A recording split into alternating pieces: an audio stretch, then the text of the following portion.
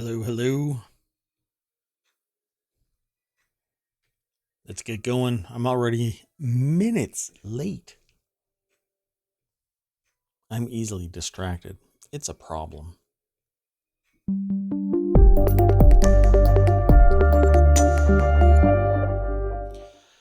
Hello, I am Mayor Watt. That is ohmTown.com, and this is the ohmTown Daily News Show for September 29th, 2022. Today has been an interesting day. I've almost been killed about 4 times due to what has to be COVID-related bad driving. You see, it is a thing. Apparently, people haven't gotten back into the groove of driving enough and thus do really, really tremendously stupid things because they have absolutely no understanding that there are other people on the road. Look it up. It's a thing. I think they're doing research on it now just to see. Well, I mean, 100 years ago, when the last pandemic like this actually took hold of the planet, there were no cars, but there were horse and buggy, and I suppose even then there was pandemic related horse and buggy related incidents. People probably got maimed regularly because you have to get out of the way of horses, and after a year and a half, 2 years of pandemic related isolation, maybe you lose the ability to judge. I've no idea.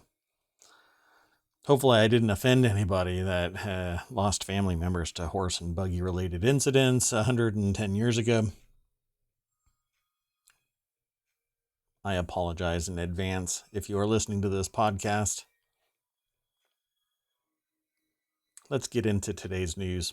Very first article is The Economists should be studying it, and it is Disney Dreamlight Valley. It has been taking steam by force and Twitch, just droves of people. I don't really know how many people are, but I know that it was extremely popular. Well, now it's over on TikTok. So the title of this article is Economists Should Study It. Inside Disney Dreamlight Valley, the latest game taking over TikTok.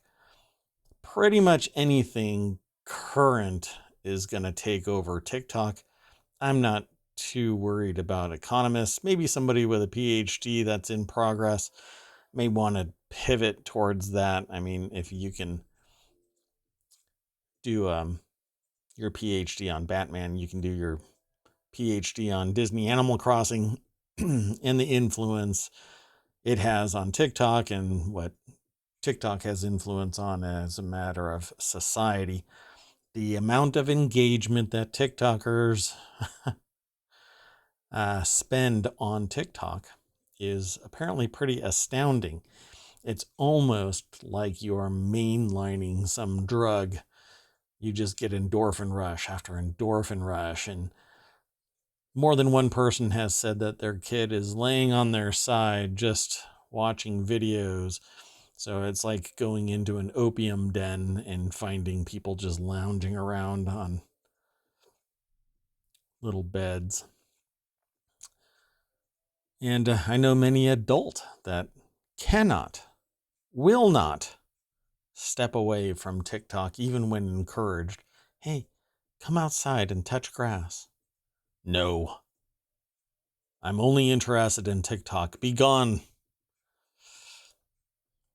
Disney Animal Crossing is all over the video platform, but isn't merely an imitation of everyone's favorite pandemic play, or will Mickey and co have you enthralled? Well, I mean, I was watching, or not watching, I am playing Cookie Rush Empire? What? Kingdom? Kingdom. It's Cookie Run Kingdom. Yeah, sorry, I had to look to make sure.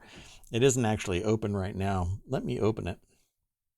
I promise I won't be distracted that much by it. Hold on a second. I'll be right back. I need to do some things in Cookie Run Kingdom. No, I promise. I'll be back. Hold on one second.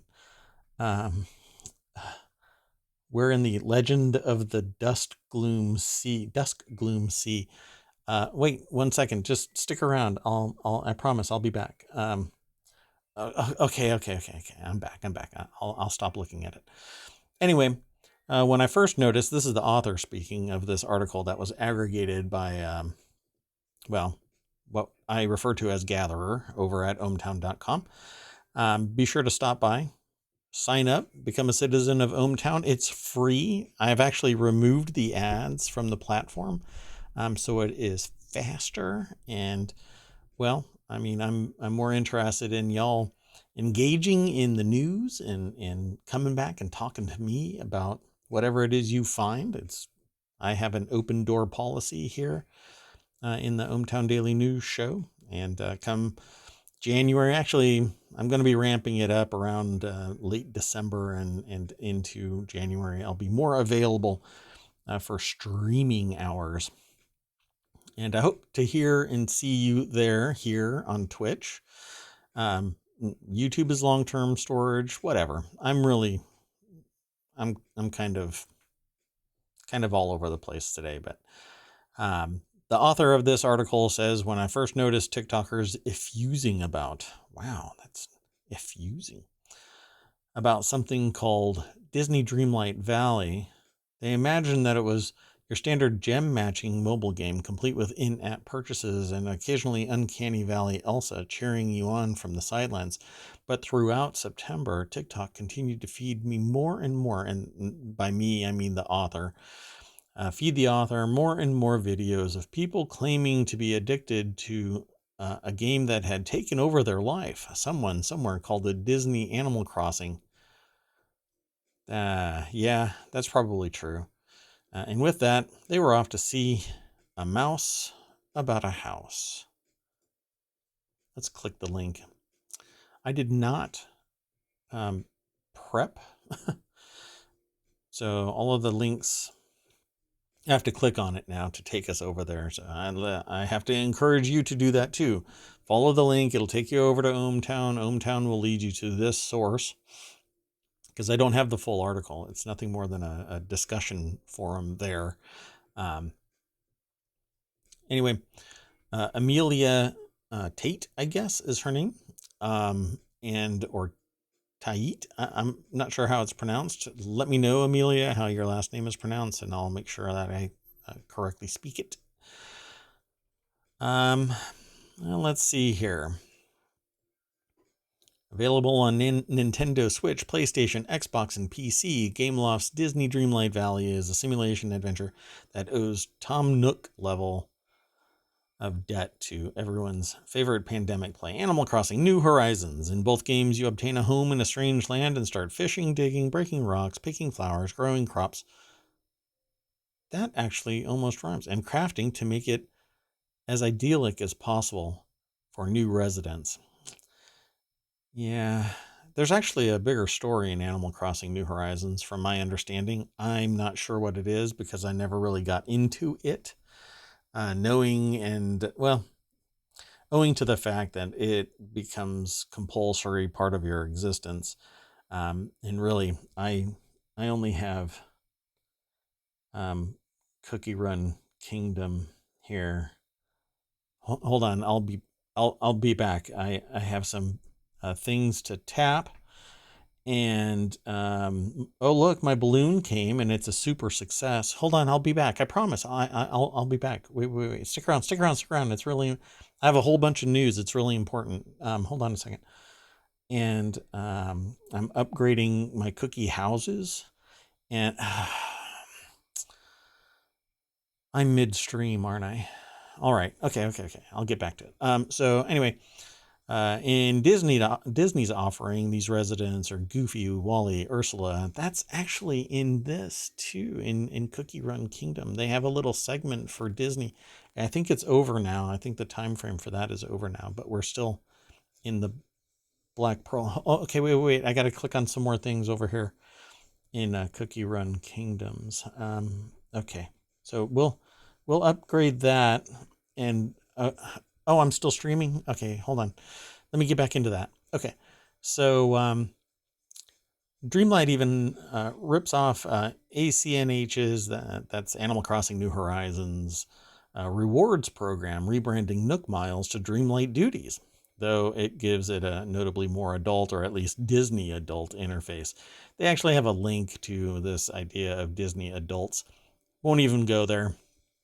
Might be a Rule 34 thing. But anyway, if you want to read more about this, TikTok in this Disney Dreamlight Valley thing, it will be just like most of society. There are elements that really draw people into it, and sometimes it's extremely popular, and people might think that, well, it's meaningless or whatever, but really, you have to live your life. And if you are happy playing Disney Animal Crossing or Animal Crossing, Dreamlight Valley, whatever it is, and you want to hype it up on TikTok and get people to join your particular Dreamlight Valley experience or Animal Crossing experience, then so be it.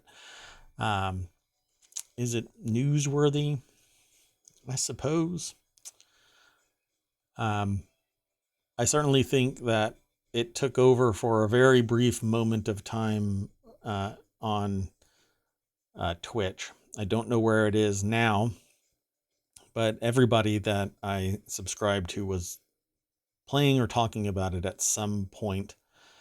Yeah. Or at least the chat had brought it up or something like that.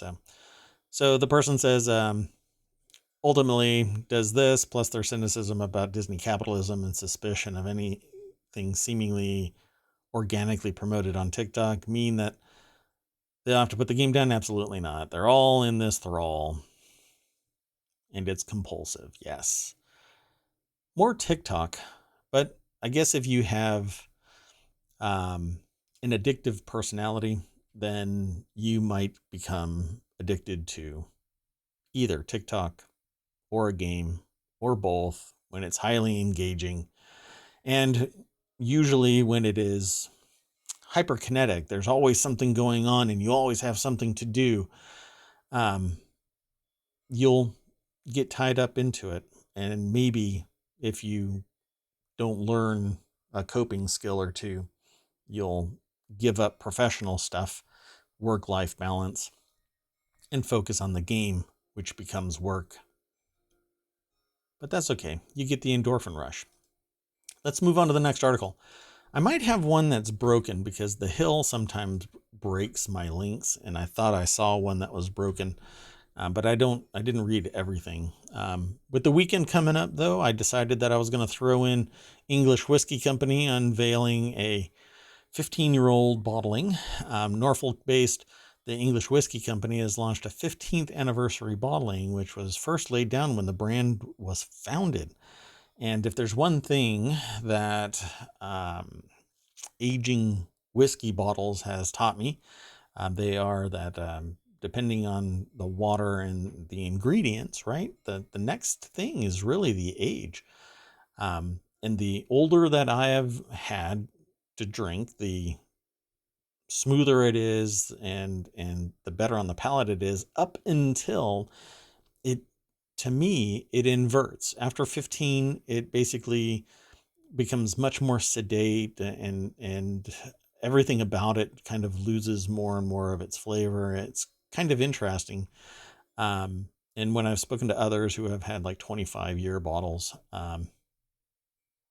yeah, it's just lighter, and nothing else really comes of it. But then again, different bottles, different manufacturers, different producers, and different palates reveal something different about it. So it says, launching today, September 29th, the 15-year-old single malt is said to be the oldest publicly available English whiskey on the market. Director Andrew Nelstrup commented, quote, in 2005, their founder, James Nelstrup, decided to fulfill his lifelong dream to open a whiskey distillery, and within 1 year had built England's first registered whiskey distillery in over a century. And the still were flowing without wonderful spirit. Since then, it says out. I think it's a typo. With our wonderful spirit. Since then, our single malt whiskey has been maturing in the very finest oak casks. Quote again, within the quote, I suppose. We launched this autumn our oldest release to date, a 15-year-old that has been matured in a beautiful bespoke sherry cask. This sublime single cask bottling is a testament to the quality of whiskey produced by the English Whisky Company and a celebration of our founder's dream to make whiskey in England. The single malt is said to be dark and oily, offering aromas of dates, raisins, and sultanas. I want this, but it is $321 in US currency. Getting that to the States would probably bump it up to about $400 if you want it intact. And it's said that only 572 bottles are going to be available because it is a single cask bottling.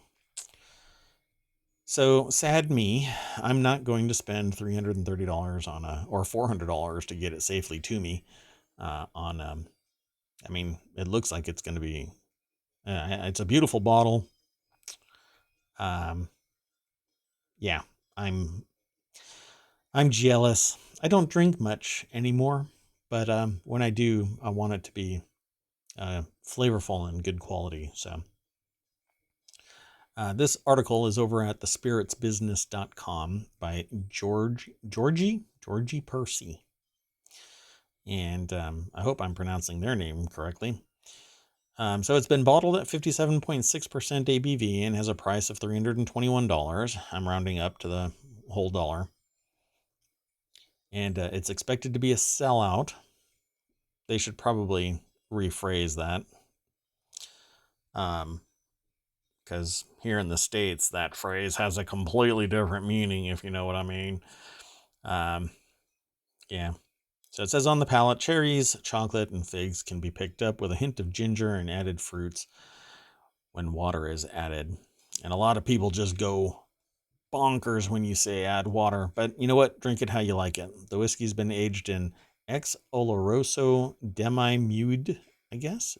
Demi-muid cask from the founder's private cellar. I'm not sure what that is, so I'll have to look it up. Thought I've been around the block, but apparently I have not. Let's move on to the next article. The next article is Amazon launches a Kindle Scribe alongside a raft of smart home products and quite a few things. Launched a TV, and they've relaunched their vacuum purchase, I believe. Bunch of things, really. I mean, QLED TVs starting at $800, and their high price, which is a 75-inch, is only $1,100. Again, I round up. So not down. You got to round up because that's the higher expectation there as to cost. Well, anyway, Amazon has unveiled the Kindle Scribe, a new e-ink Kindle that aims to be the e-reader's first writing-friendly device. So there are others out there that are writable e-ink tablets. Remarkable 2, I think, is the most well-known one now. There was a Remarkable 1 that kind of wet the bed a little in my interpretation. But the new one, the Remarkable 2, is apparently remarkable, pun intended. But this is a dramatically lower price item with a longer battery life, higher resolution, stylus that might be better. I'd have to sample it. And I'm probably going to be getting this as a gift for someone. And hopefully they'll let me try it. We'll see. But the Scribe is designed for use as more general purpose tablet than Amazon's other e-ink Kindles. I'm not sure why they would phrase it that way in this article from The Guardian. There is no other Amazon e-ink Kindle that you can write on, but this you can actually write on. You can put notes on it. You can sign documents. And from my understanding, I don't think anybody has messed with this yet, but somebody said that you can sign documents with this. My camera is off. I just realized my camera is tilted. That's going to drive me nuts until I fix it. So why did I share that with y'all? You can actually see it. I don't know what happened. I don't know. Anyway, it's going to bother me, folks. So, but it is an ebook reader. that has the capability of you writing on it. So let's click it. And Alex Hearn is the author of this. They're the UK technology editor. And so it says, the Kindle Scribe is perfect for reading and writing, even in direct sunlight. Amazon said the large display gives you room to take notes and keep a journal, and makes it easy to adjust font size and margin width for improved reading comfort. This alone will probably be something that maybe I purchase so that I can read and take notes,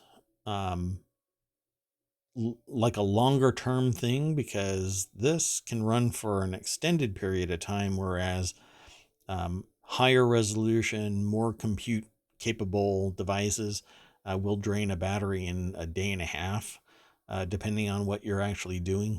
But I kind of dig this. This looks like it might be something really good for taking notes if you are in school. Exporting options, I don't know quite yet. So definitely we'll have to do some more due diligence. And once reviews and other stuff come forward, I'll be able to take a note and discuss it in the next, I don't know, show at some point, maybe in Wanted, if I find an article. The Scribe is by no means the first device of its sort. Competitors having, including Kobo, it's $350. Remarkable 2 is 200. Well, this is British pounds. 279 Remarkable 2. My understanding of the Remarkable 2 is that it's smaller. Again, I'm starting to doubt. I'd have to do some due diligence, and we'll come back to it. But full boat with its upgraded pencil. I had already taken a look before I even found the articles today. But with an upgraded stylus and an upgraded battery, not battery, but storage, sorry, you're looking at like $500, which isn't necessarily bad, because you can take everything with you, including notes. So you don't necessarily need to walk around with a computer or a tablet. You have this, and it lasts. The battery just lasts and lasts and lasts. I mean, it's just silly how long it lasts. And you can download any book that you want and take notes within it. So it's pretty darn awesome. At any rate, go and check it out, the Amazon Kindle Scribe. The next article kind of draws a line under the gross profits, and by gross I mean sickeningly high in the face of this. Amazon confirms it is raising pay for warehouse staff and delivery drivers by a whopping $1 per hour. Thank you very much. This is on net profits in 2021 of, I believe I read, I must have closed the window, I'm really sorry, somewhere around 18, I think it is, $billion. I'll have to take another look. But anyway, I think this, by the way, this $1 raise is estimated to be $1 billion in quote unquote lost profits, because it will have to, this $1 raise for all of its staff and delivery drivers will have to be offset by losses to net profits, not net. There's several nets, but anyway, this is the bottom line. So at the end of the day in 2021, let me make sure, I'll do it live. I won't cuss, but Amazon 21 net profits. So it was actually $33 billion. So that's not net revenue. It's net income. At the end of the day, it made $33.4 billion. One of those billions, because Amazon's annual revenue for 2021 was $470 billion. But its net at the end of the day was 33.4. And it's going to cost one of those billions to raise salaries by $1. So I'm not quite sure where late stage capitalism, and again, let me remind anybody who might be stumbling into my channel, I am a capitalist. I believe in it. I believe in ethical capitalism, however, and at what point do you shift from, hey, these are profits, to, hey, these are sociopathic profits, designed to keep people in line so that they can't go anywhere? And I don't know. I kind of liken this to company towns where everybody had to buy in company script and buy company products in the company town, and all of that profit went back into the company. That's kind of how I feel about this. As much as I like Amazon and its capabilities, you still have $34 billion in profits. Profits, at the end of the day, everything's paid for. You still have $34 billion. That's in 1 year, okay? 1 year.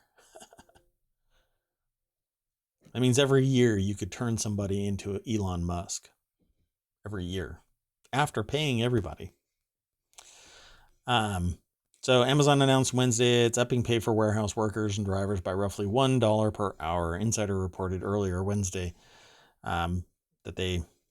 Hello, Toll. How are you? Welcome to the show.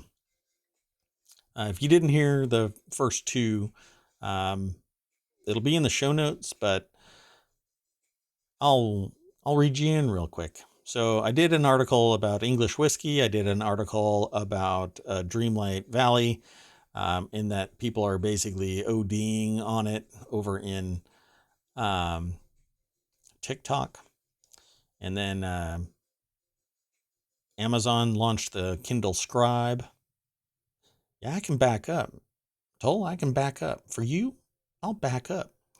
And now I'm kind of griping about how I think that Amazon raising driver and warehouse staff pay by $1 kind of pales in comparison to the gross profits. And like I said at the beginning of this, by gross, I mean disgusting profits for 2021 alone, $33.4 billion. This $1 raise is going to be shorting that by just a mere $1 billion. Yet I think people are trying to say, wow, what a champion. So let's see. Toll says, considering also that in Connecticut minimum wage is about to be $15 per hour. Yeah, but look at the cost of living, and you'll see. And you know, when people bring up minimum wage, the intent for minimum wage was supposed to be for young people to get entry-level jobs so that they can kind of wean themselves away from living at home and make a wage that allowed them to move forward, right? Yeah, exactly. There you go. So Toll just said what I just said. Minimum wage is not meant to be a living wage. But unfortunately, in the world today, trying to get a gig largely means either you're an adult 18 to 24 in college and you have to get that type of a job, minimum wage, because the providers of jobs are saying, well, there's so many people here. Hey, guess what? We can pick and choose. And we choose PhDs over people who are just now entering the job market, screw grooming them so that they are skilled at my business and will want to stay with me. That's not how it is. And they don't come close to keeping up with inflation because they want their Ferraris and are willing to step on your neck to make sure that they get there first. So cost of living should have no sway. Okay, so Toll says and it's there on the screen, but I just want to make sure that we can talk about it. Cost of living should have no sway on minimum wage. Actually, I think that there should be no minimum wage. It should be set by people not working there anymore because the pay is too low. Yeah. Wow, wouldn't that be fascinating? Hey, I quit for working here because the pay is too low, and I think it should be $25 an hour. And until you raise the rate until it's $25 an hour, nobody should go and work there because that's now the minimum wage. I would like that, but I think so much business, it would take all of society doing a shift like that. I have people saying similar things about self-driving vehicles. There's no way in hell that they're going to get in a self-driving car because there's too many nuts on the road that don't have self-driving cars that'll smash into you when your car makes a logical lane change. All the illogical people around you are going to screw up your day. It rarely happens, but that's how it is. So increasing minimum wage, and Toll says the increasing minimum wages in Connecticut and other blue states is just killing the small local businesses, and big corporations don't feel it. Yep. But the mom and pop restaurants get it in the shorts. And you would rather die than rely on self-driving cars. See, I would love to have a self-driving car because what I want is like Minority Report type of effect on the highways. I want to be able to just put it in self-driving mode and it can hit 180 and I get to my destination in an hour instead of 6. That's just me though. I really embrace tech. So, and as for, and it's not just blue states, but there's a lot more to it, about the machinations of business. But it's a minimum wage that comes close to paying the bills for the average person, and that's just not how it is. If you price out the average house in a state, there really should be a means to get that, entry level house. It used to be that way, that you had a livable wage. That livable wage makes it possible to either pursue education or get a house, and you work for 40 hours a week. Although I think even that nowadays I think is overkill. We have technology that makes it more efficient for us to do more work with less amount of time. There's so much more to it, that it's going to be really difficult to do in a stream. But Toll says, well, first, you earn a living by driving. Second, driving is your weed. It keeps you level and lets you vent. Driving lets you vent? I'm really curious how it lets you vent. I don't have a particularly large car. If you're driving in an 18-wheeler and you're venting on a small car, please avoid my car. I don't know what you're doing when you vent. I understand the weed part, but I love driving. I love doing long distance driving, but it's for fun, not for profit, I guess you could say. Not for a living. Oh, I don't envy your job because, oh, okay, yeah, that right there. Yeah. You spend so much time screaming at people while you drive your personal vehicles that by the time you get home, you're all vented out. Yeah. You just come home exhausted and crash on the couch. Okay, I'm done. It's like me and the internet. At some point, you just go, okay, that's enough internet. I guess for you, driving is like, okay, I'm done. I hope you still enjoy driving your personal vehicle when you're not out driving, like, oh, a concrete truck. Toll drives a concrete truck, he just said. Or they just said, I'm sorry, Toll. I'm making an assumption. But interviewing for a trucking job, should I not say that? Oh my gosh. Does anybody know? I doubt that they're following my stream, but you never know. Well, good luck. I hope that you get it. Way back when I was much younger, I had a hardcore crush on a girl that, oh, I shouldn't have said it that way. Anyway, she was in her car and was T-boned by a cement truck that had a drunk driver. Just destroyed the car, folded it up on top of her in the car, and they had to cut her out and stuff. She survived, and yeah, for lack of a better phrase, she was just like before, except that she had metal pins in her femur. And a reconstructed rib cage and stuff like that. This might be oversharing, but yeah, pretty wild to get hit by a cement mixer. That's how I like to frame, the gun show. Boom, boom, like getting hit by a cement truck. Never mind. Well, oh, and you rarely drink. Well, let's back up since I think the show's going to run long. If you're listening to this in the podcast, this is how the sausage is made. So I'm just gonna back up. So these people, the English Whiskey Company, if you drink whiskey, is bottling and selling the same. When they launched 15 years ago, they bottled some whiskey, and it sat for 15 years. Now they are draining that barrel, and it's a single barrel, and they're selling it for $330, I think it is. Let me scroll down here. Yeah, $321 US dollars.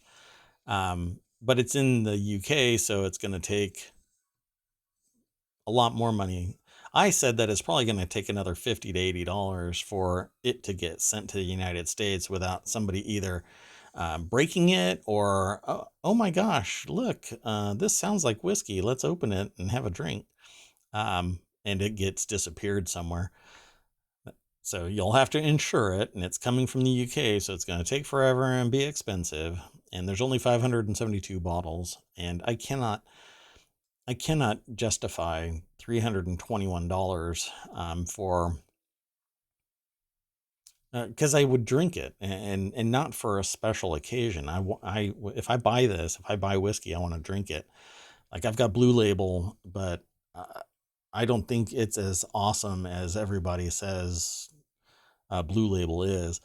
But this is a 15-year-old whiskey that is from a single cask.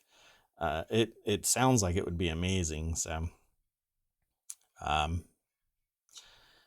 yeah. So right around.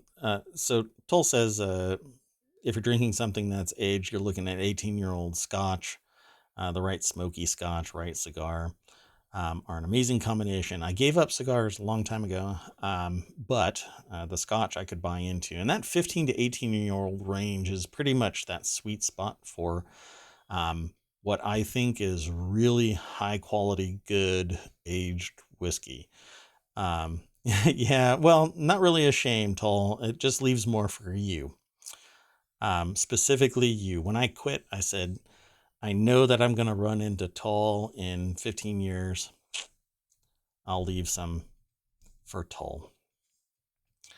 But the right whiskey at the end of the day, just a couple of fingers, everything's cool. You just chill, and it just puts a nice cap on the day. And it's not like you're not pounding down, a 12 pack of beer. That's not what it's for. It's so that you can taste something really nice and relax a little bit. And some people smoke out at the end of the day, and other people go and do sports, and other people blast music. You find your joy where you can. So y'all out there, find your joy.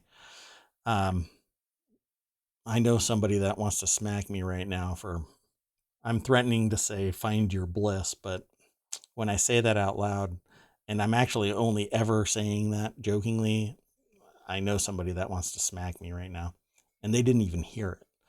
Anyway, so you grab a few a year. Gotcha. Oh, really? Oh, okay. Well, hmm. Yeah, exactly. If you're pounding whiskey, it's watered down at a bar and you're paying an exorbitant price, um, or you're not walking anymore. Yeah. Hey, but with that attitude, you're not walking anymore. I'll I'll just start throwing them back. Nah, I don't do that. I don't go out and drink. Eh, my budget is I'll buy really nice quality and stay in the office since I work out of the house. That's awesome. So, um, oh yeah. So, let's see. Where was I? You know, I said I am easily distracted by just streaming. So, thanks for the distraction, Toll. Really appreciate it. I really do, honestly, though. Um, so, yeah. So Amazon's raising their hourly rate by $1, but it's still, like I said, only 1 billion out of 34 billion that they made in 2021.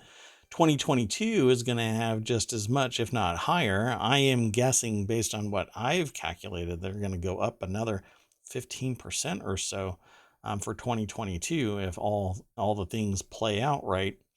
We'll see.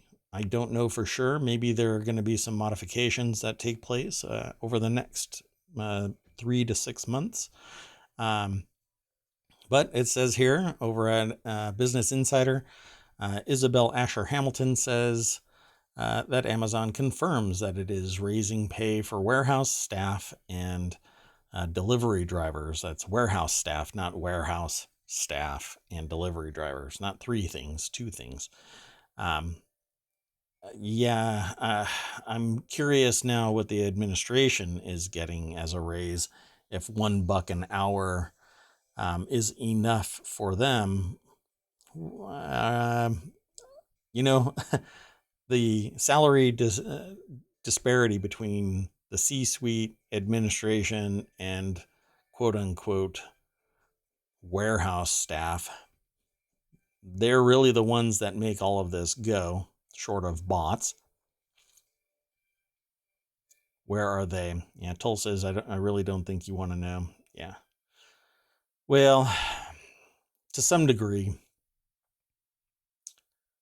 I'll do some due diligence, and maybe in the next episode, if I'm not still trying to drain a bottle of whiskey to cope with the information that I've found.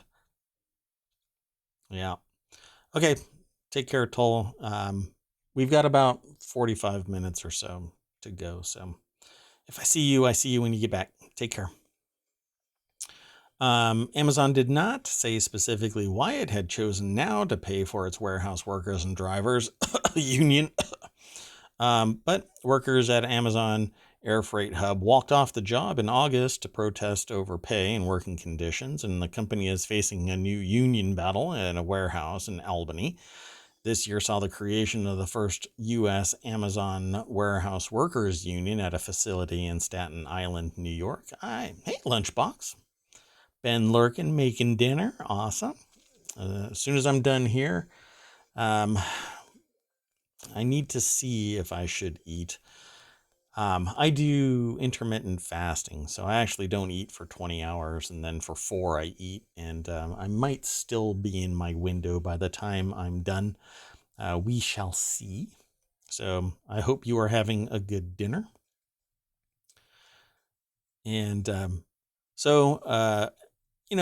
Business Insider reaches out to Amazon and says, hey, why now? And Amazon did not immediately respond when contacted by Insider to ask whether it would extend pay raises to workers outside of the U.S. Probably didn't respond to anything associated with this inquiry.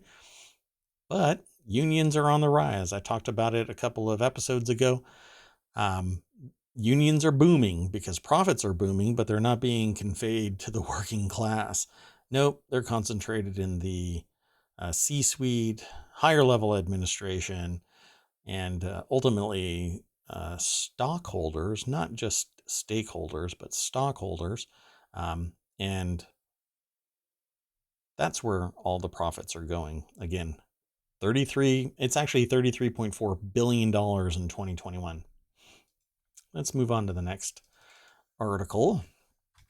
This one will largely be something that people kind of look at it and go, yep, all right, there's big money floating around. Warren Buffett's Berkshire Hathaway, whose stock, I think, let's look real quick. I like always talking about this one because it's amazing. So whenever you type in Berkshire Hathaway, it's really BRK.A. They're Class A shares that people are referring to. They are currently trading at $406,700 a share. There aren't a lot of them, and they don't ever do stock splits for Berkshire Hathaway. Warren Buffett is kind of anti-stock split. But Warren Buffett's Berkshire Hathaway invested $350 million into Occidental stock and now owns nearly 21% of the oil giant. I can almost guarantee, I haven't gone looking, but I can almost guarantee that they have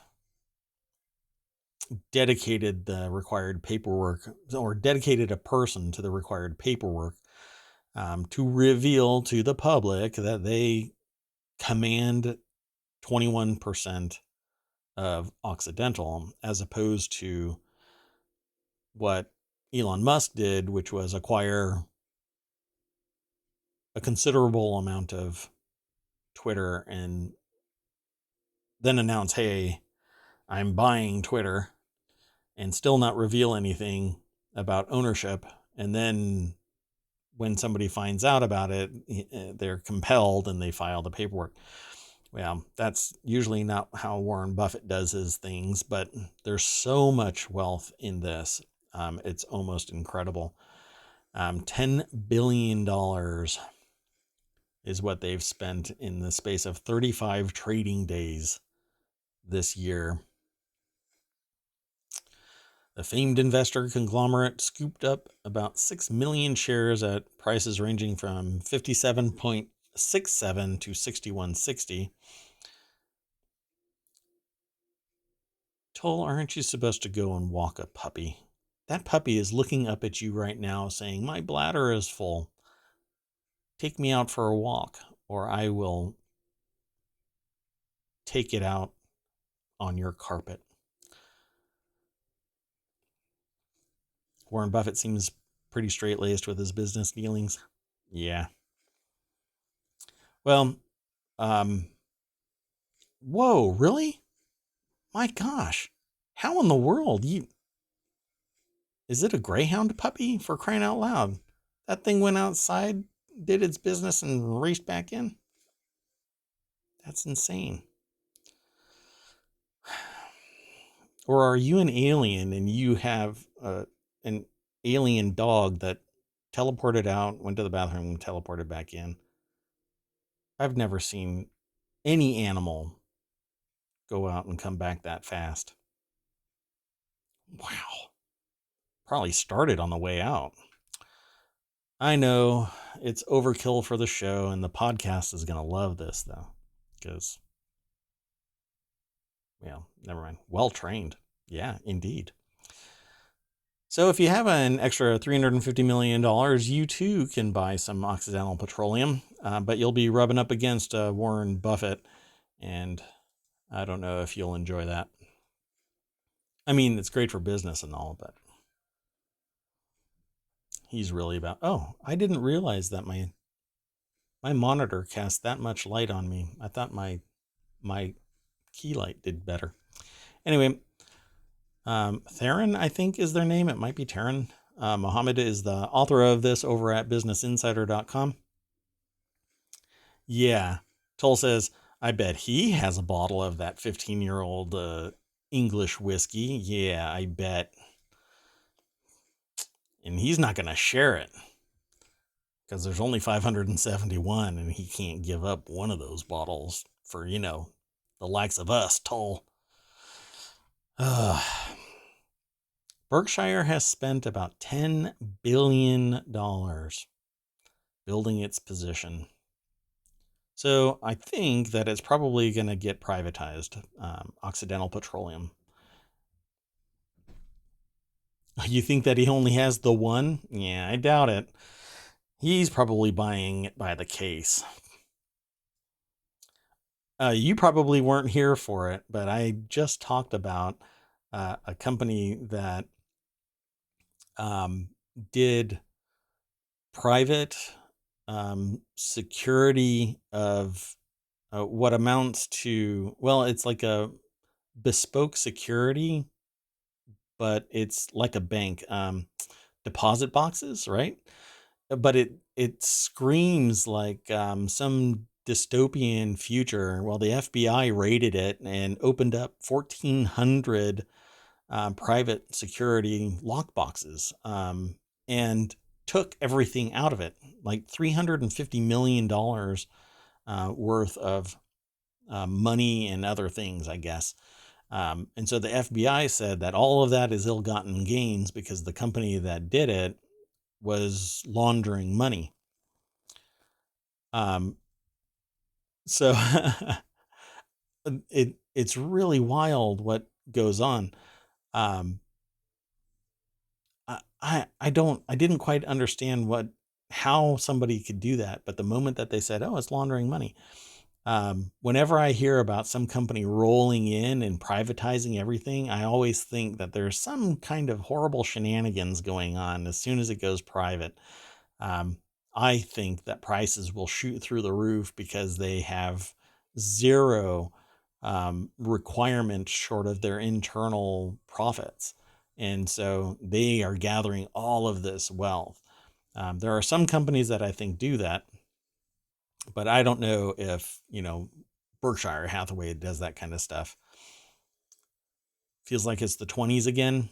Oh, no. Well, hopefully nothing bad happens. But if you just look up late stage capitalism, people just start freaking out about it.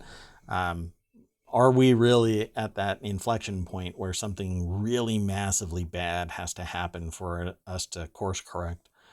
But there's a ton of money in the system. Yep. Yeah. Speakeasy's coming back. Can you imagine that? It seems like we're, turning a corner and heading towards stuff like outlawing alcohol. Um, Maybe it was the trigger of legalizing pot across the country. I don't know. But frankly, anything in moderation, really. What I don't want is stuff like this, where because of explicit content in an adult forum, somebody gets jailed for 6 years simply because they are, doing something that is adult in nature for adults in a private network that's designed for adults. And it's kind of like an R-rated movie. Obviously, I know it sometimes goes way different than that, but an OnlyFans model was jailed, or is in jail now, for 6 years for posting quote unquote explicit content. Now they're a Burmese OnlyFans user, not user. They actually do the content, so they own their own channel on OnlyFans. Nang Mui San, a model and former doctor. Now that that is the thing. Hey, 7 Heavy Steel. Do you go by Heavy, or do you go by 7, or do you want your whole name said? Steel. What's going on here? You live in a state where rec is legal and you grow it. Oh, nice. Yeah, see, I have absolutely no problem with pot. I have a bigger problem with cigarettes because cigarettes have tar in it. Cigars are more natural than cigarettes, so I have no problem with cigars as long as they are the kind that are all naturally wrapped and all natural tobacco and don't have retardation stuff in it like tar. So the more natural it is, the better. But like none of it, honestly, we have to be honest about this discussion.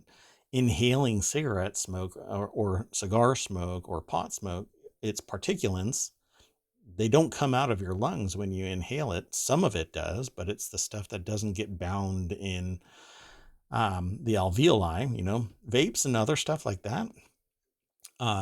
Depending on the temperatures and the research that is still ongoing about that, because it's really nascent, it's really young. We don't have the full facts, but we know that there is a lot of bad things that come out of it at higher temperatures. But it isn't necessarily just the nicotine. But you know, it's addictive. It has adverse effects on the body, but to a degree, we all enjoy it when we do it, and everything in moderation is fine with me. But again, I'm really not into cigarettes because we know that it has horrible chemistry in it. Just the stuff you're driving on is the stuff that's in cigarettes, right? But the reason why pot even exists in our lexicon is because it was taken by business people from, for lack of a better term, Native Americans, right? Aboriginal peoples to North America. Business people watched them smoking stuff, and it was supposed to be to get them closer to the god entity that said that this is how nature is. Um, and that's the purpose of it. That was what we saw, and we turned it into a business model and then tweaked it. Yeah, it was once sacred, not commercial. Yep. And now it is. So for those of you who are listening to this via the podcast, there's a great conversation going on. I wish I could go through it line by line. So Seven Heavy Steel says, we know what nicotine does. Oh yeah. And I made some comments, and obviously you'll be listening to this in the podcast. And then Tull says that he's not, or they are not a heavy smoker, as established earlier, a few cigars a year. No. And I'm not even please don't take anything that I say as like a judgment call or anything like that. We all have our envelope of operation. So I'll put it to you that way. And yeah, it's one of those things where I have no problem saying to people that I know and trust my opinion, hey, you really shouldn't smoke cigarettes or this or that or whatever it might be, because I've seen, and we have seen, and if you haven't looked into it, then you might want to look into it so that full well. You go into it with eyes wide open.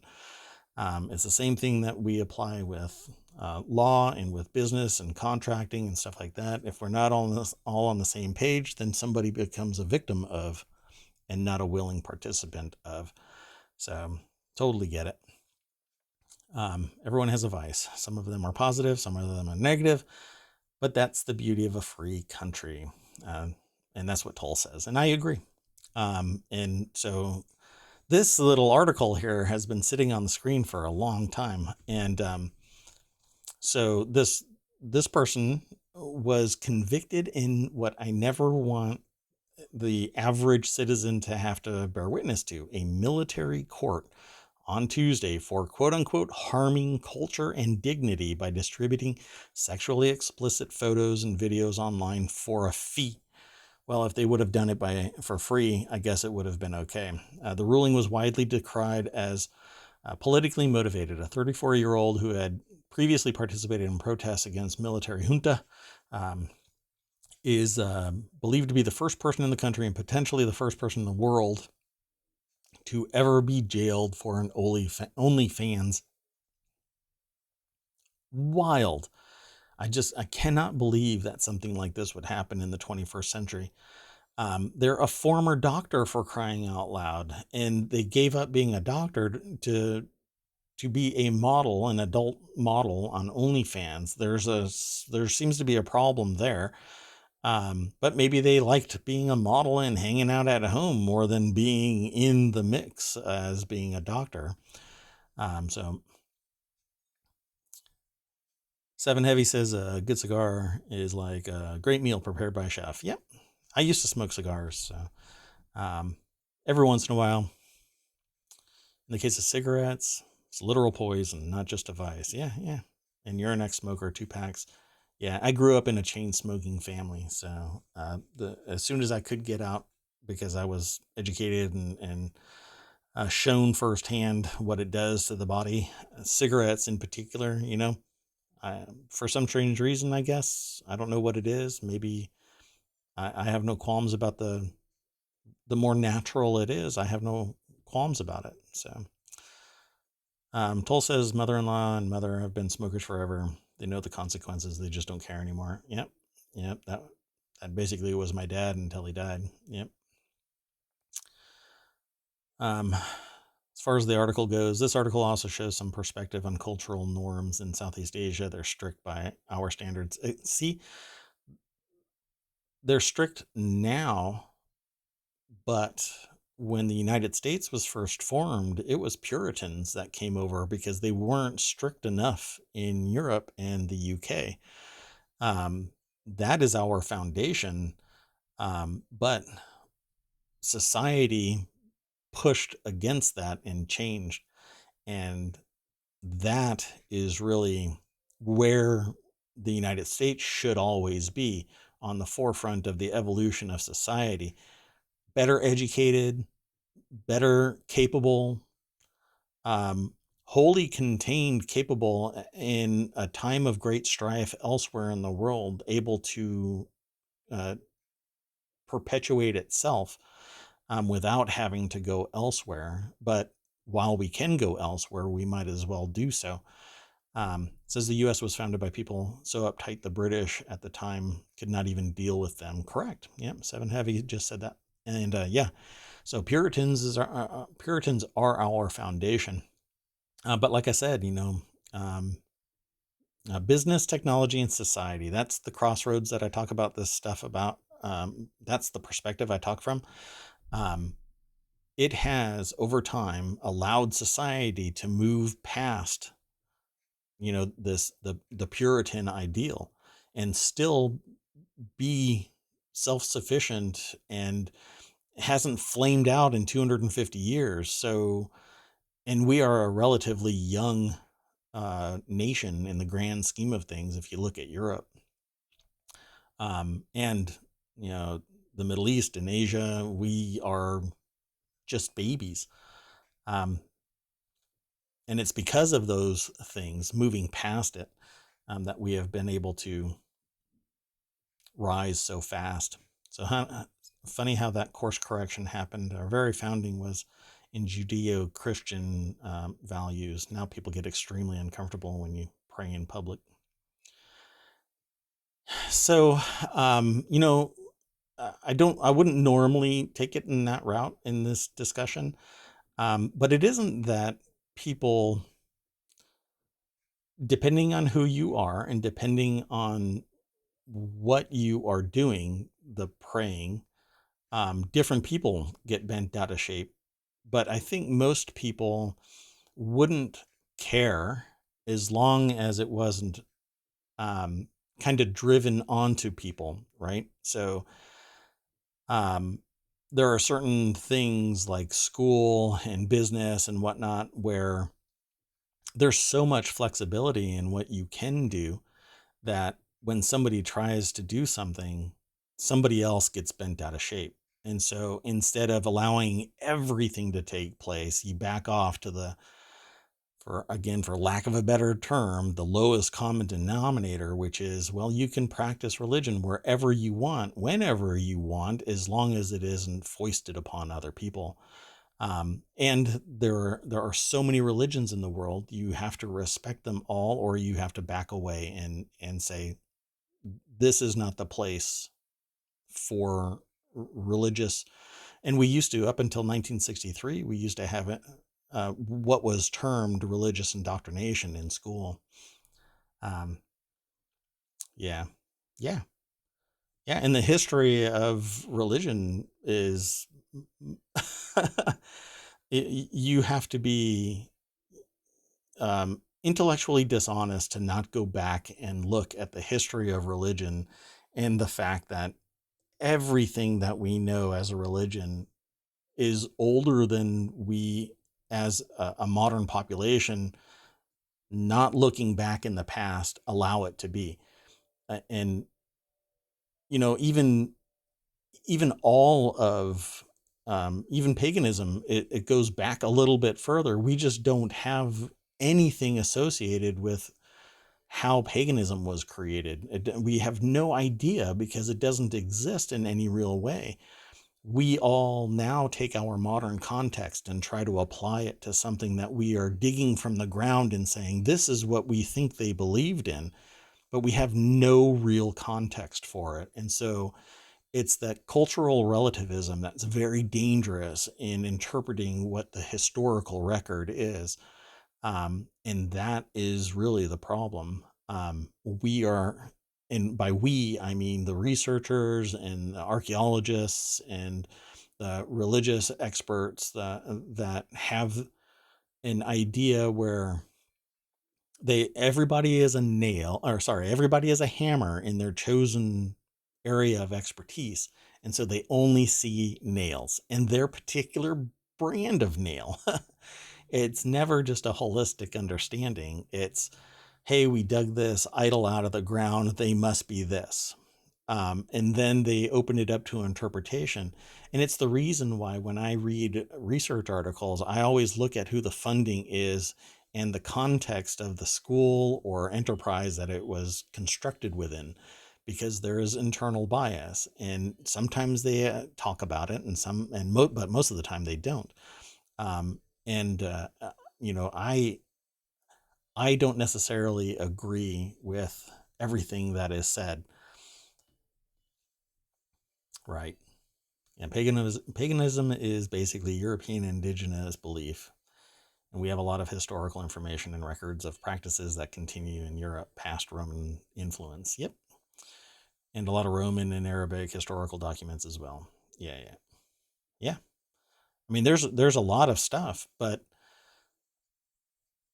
again, there's a point at which the spoken record, right, the stories that were told turned into documented constructions, and then out of an effort to control the population, so that just like with us, we put "In God We Trust" on our money because the political party at the time wanted society to believe in something greater than itself and wanted to address the faithless communists, and the Germans, and um, just one thing after another. Now it's, the um, what do you? I mean, it's basically all kinds of people. But instead of um, saying we're all human and we need to respect each other, and everybody having that ideology, we throw up barriers and say that you suck and I'm going to bomb you. It's a real shame. And in this case, in this article, just to bring it back to the article and the news that we're talking about, all this person is doing is showing sexy pictures in an OnlyFans account that you arguably have to be an adult to access, or a capable underage person with a credit card account and the ability to hide it from their parents well enough. Nobody other than an adult is going to see this, but it's harming culture and dignity. Whose culture? Whose dignity? If it's that country's, then Nang needs to just say, okay, well, let me go to the United States. Let me go to some other country that doesn't really have all of these constraints, but it's different countries have different culture. And I had a conversation today during lunch where I said, you don't know what you don't know. And if you have cultural isolation, then you'll never learn anything beyond what you have been told. And that is a real shame because it actually breeds ignorance beyond what you are told is enlightenment. It's greater understanding. Kind of goes back to the argument of who owns the internet and who is allowed to regulate it. Yeah, it was actually broken out from the United States because ultimately it was a United States invention in coordination with European partners to launch it worldwide in case of a nuclear attack. Now it is owned by this quasi government agency, and I say the entire population that accesses the internet owns the internet. But we have absolutely no money on the table. We are under the table, and there are people up above. Let me rephrase not rephrase, but let me nail it down a little more. The ultra rich and politically connected control the internet because if they want a domain, if somebody rich and powerful wants a domain, they will take it from you. And you can try and moan and groan about it, but you'll end up in a courtroom, and the cost of that court battle will drain you of any money. And even if you do win, it'll be a consolation prize of a smaller amount of what that domain might be worth. It's all about the providers having so much wealth and power by regulatory capture. So you subscribe to the idea that it's a calendar.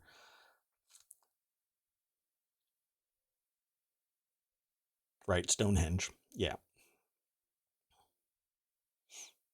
Yeah. So yeah, that's really cool. This is all information that I would love more people to see. So keep chatting. This is cool. Nature religions all have one thing in common. They follow solstices and equinoxes as holy days because they are the amazing miracles of nature and how folks told time. Yep. Yeah, there's a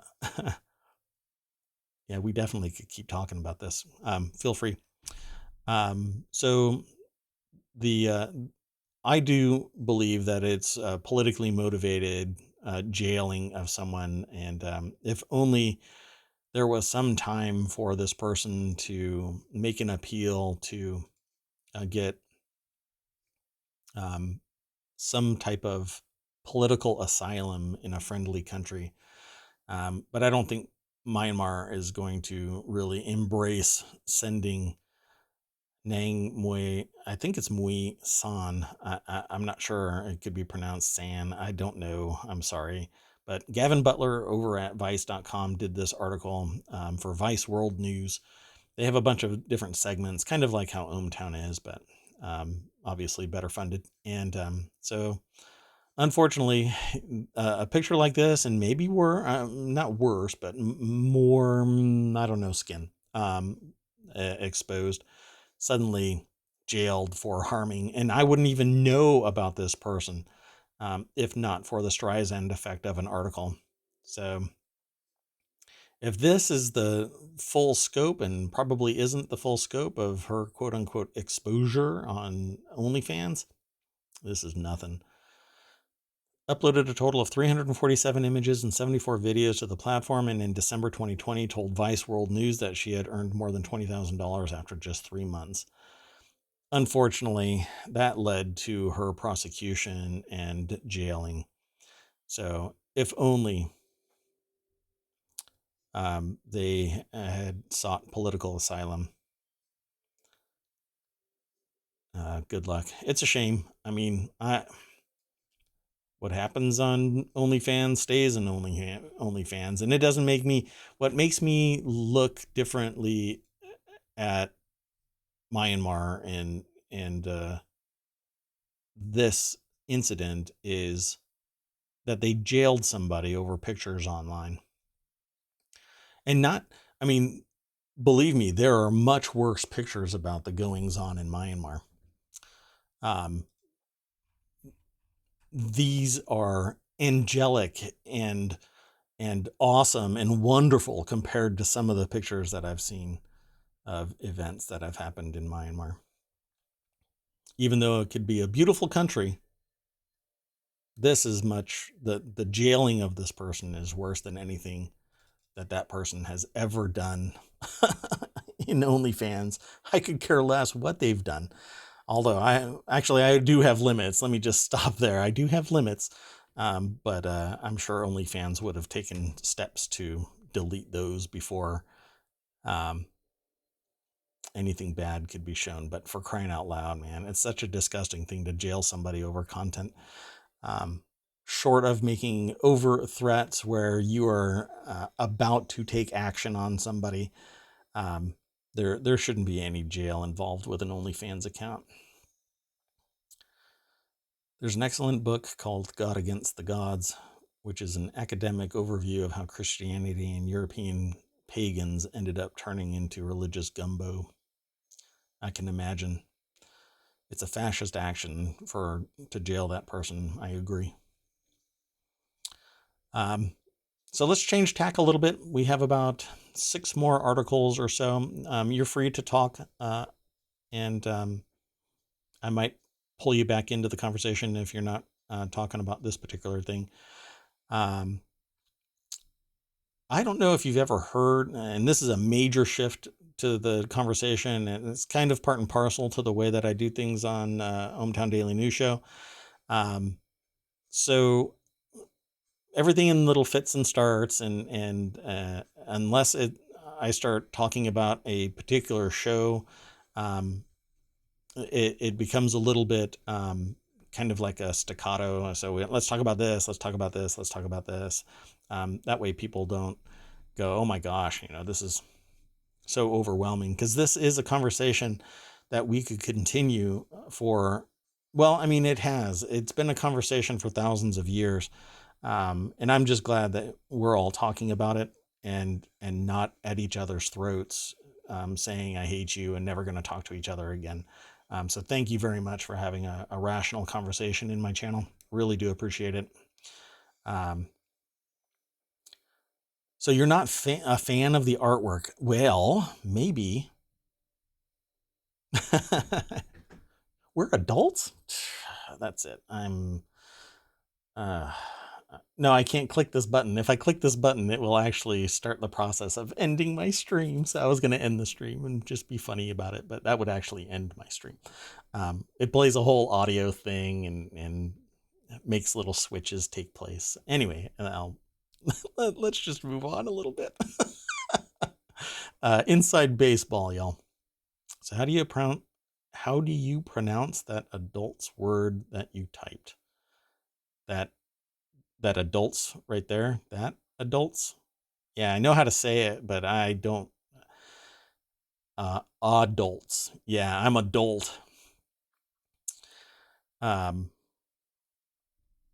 It's like having my dad in chat. Just kidding, Tull. I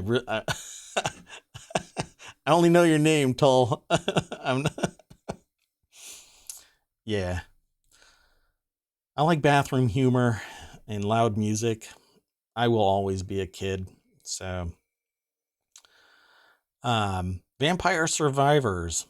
Now, I too am not the biggest fan of the artwork, but it's getting a whole new engine. Now, I don't know what it's going to look like, but it says one of this year's breakout indie hits is Vampire Survivors, which not only met with wide success, but responded to it. Developer Poncle, Poncle, quickly made ambitious plans to expand the game. Ever since launch, it's seen a string of major and minor updates, and is now ready to throw off the early access label for good. With its biggest change yet, the version 1.0 update will arrive October 20th, and since Ponkles, and I hope I'm saying it right, already completed everything it put in an earlier development roadmap, the 1.0 content update is a surprise and should hopefully offer a little something for everyone. So I'm just going to click this link because is it Poncil? Poncil? Wow, did my voice just shoot up 5 octaves? Hansel? Is it? It's like Hansel, but with a P? Is there a Gretel somewhere? Ponsel and Gerbil? I don't know what's going on. I'm messing around with I'm messing around with Adafruit uh boards and for our project. So now I'm thinking about Gerbil for my CNC machine. Okay. So Vampire Survivors, such a big hit, is getting a whole new engine. Rich Stanton over at PC Gamer um, is talking shop about this. I don't know. I don't see any graphics. I won't play their video. Well, I don't normally play their video, but that's the only graphic that they have. It's just a single frame. So according to this article, the frame rate won't suck. I never had any real problems. I don't know if that was something that everybody experienced, but maybe I didn't play it long enough. So it's like Hansel, Ponsel. All right. I'll take your word for it, Seven. You are the wise one here. I don't think Tull and I have any real frame of reference for it based on our conversation. It's not pronounced cheeseburger. Oh, you play it a lot. Oh, okay. So you're going to be down with this new update, huh? Regardless of what it looks like, or are you going to reserve your judgment and then the next time it gets launched? We'll talk about it, I'm sure, once more information is released.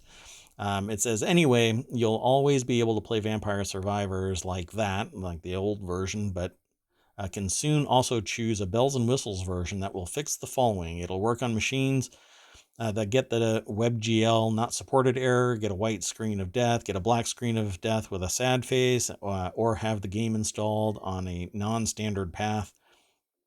I don't know, maybe you are playing Vampire Survivors in a Windows 11 virtual machine on a Mac. I'm not quite sure what somebody's going to be doing. It'll fix input issues or the game straight up crashing. And that's their phrase, straight up crashing, which I think is a technical term. When multiple controllers are attached to the monitor or to the machine, multiple controllers attached and it causes it to crash. Wow, that should have been a really quick fix. All of this is a lot of programmer talk. Yep. I actually have a shirt that says prone to spontaneous geek speak. Yeah, I just get weird looks when I wear that out in public. Occasionally, because people think that I am a bartender in terms of just randomly walking up and chatting to me in a line. People will ask me what geek speak is, and then I kind of go blah about something technical. Don't put me on the spot now, though. If it uses more than one CPU core, oh, it'll use more than one CPU core. Oh, okay, that's better. Not a programmer.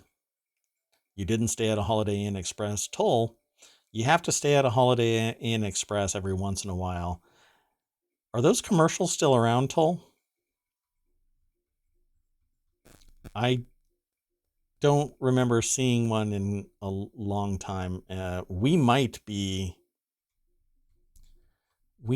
on the same historic path. Yeah. All of us. Whoa. Oh boy. Yeah, we might all be in the same bus, or all in Toll's truck. I don't know. Watching one of numerous streaming subscriptions. Oh well, then, yeah, maybe we are all on the same boat. So after Vampire Survivors is complete, that is, of course, the end of the road with Ponsel. I'm trusting you, Seven. Promising a lot more to come. Well, they probably made something like $20 million in the last year because so many people purchased that thing. We're all the same freakish six-armed bus driver.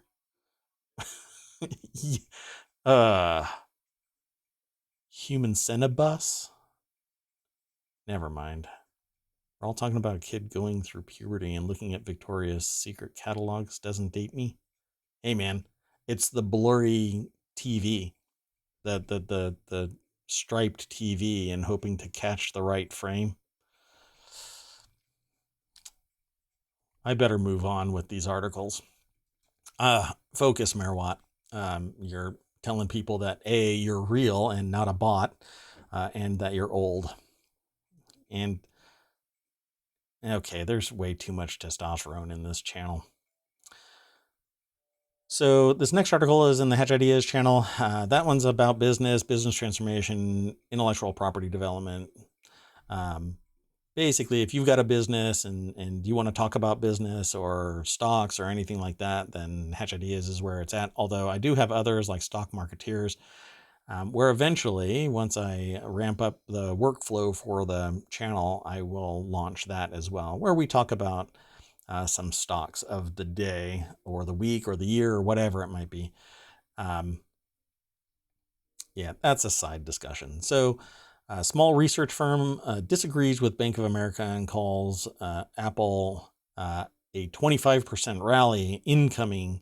Rosenblatt Securities upgraded Apple to buy Thursday, and thinks shares could spike another 25%.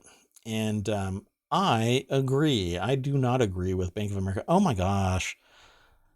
Is this going to actually connect? It's not loading.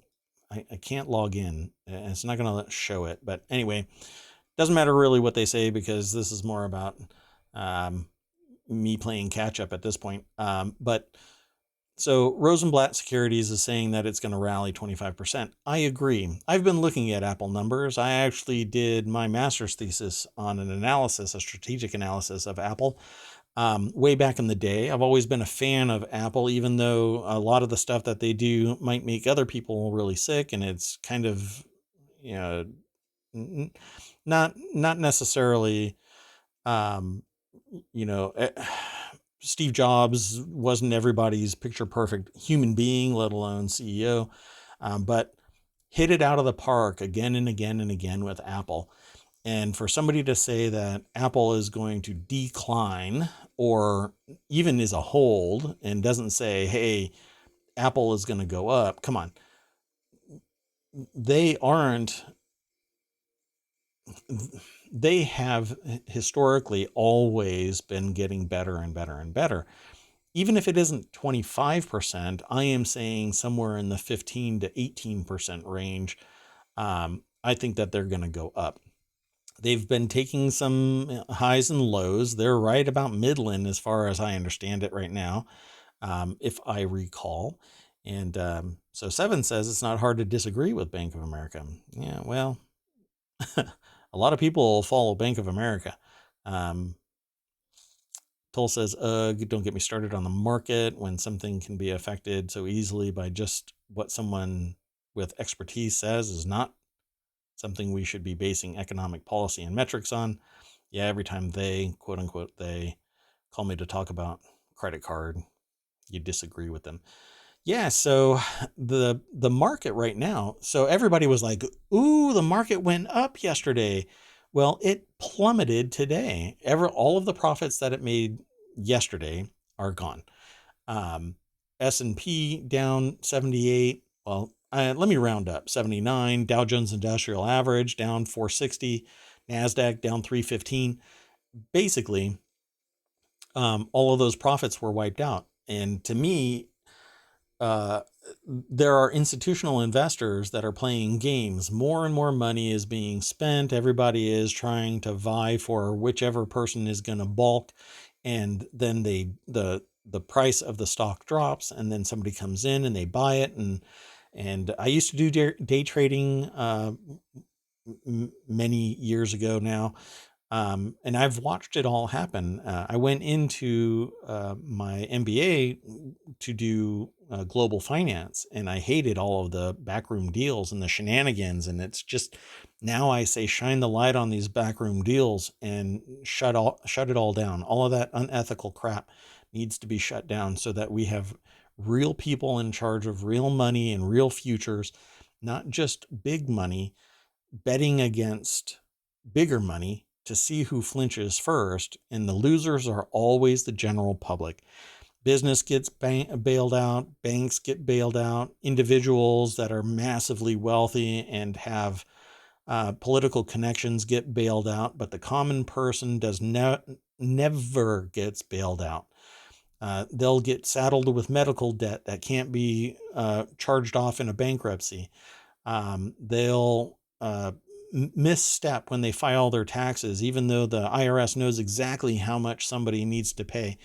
And instead of saying, hey, this is how much you have to pay, you'll get fined and fined and fined and who knows whatever else stuff gets tacked on. And it's not charge offable type of offenses.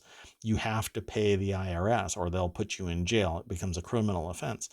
But if you're politically connected and you have great wealth, you're paying 1% tax at the end of the day, whereas common Joes like me are paying 25% unless we are doing donations all over the place and have less wealth because we are sprinkling all of the money everywhere and it's only to a point. And then you have medical issues and other stuff where it's all limited. But the middle class is being driven down more and more. And I say this often for lack of a better term, the lower class, which really is just the strata of the middle class, they get even less. Meanwhile, there are people that are wildly wealthy that are sitting at the table and every once in a while dropping a scrap. So, my problem with this is the amount of wealth that is out there. And as you gain more and more wealth, you become more and more sociopathic. And the documentation, the research actually supports that when you put it all together.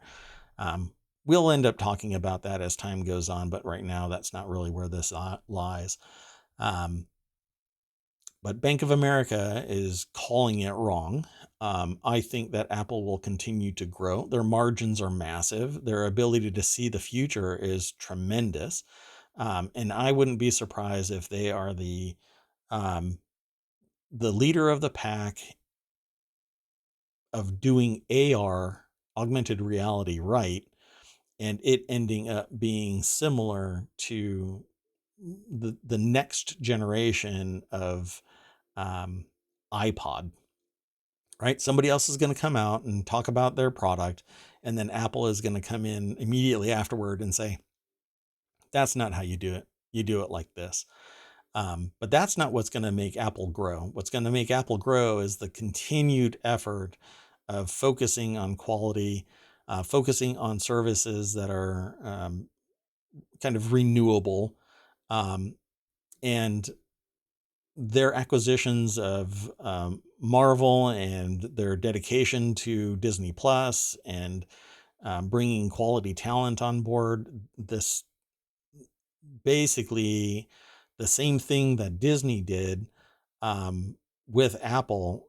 It's just a marriage made in heaven. They're going to augment each other in such a way that Apple is going to come out the clear winner in the next year and the year after that and the year after that. Probably the only company that I can honestly say always has the ability to demand 12% growth. And that's because they're capturing enough at a higher price to make that possible. Whereas companies like Bank of America and gas companies and stuff like that, the only way they can make more profit is by raising the price tremendously. And we're watching that happen again. Here in the States, gas has been going up 2 cents a day. And people were sitting there blaming the president and blaming Democratic politics. But the problem here really is that it's the producers, it's the gas companies themselves that are raising the price, even though oil is dropping. Then it's the state that is charging a tremendous amount of local tax per gallon, and the federal government only gets 19 cents.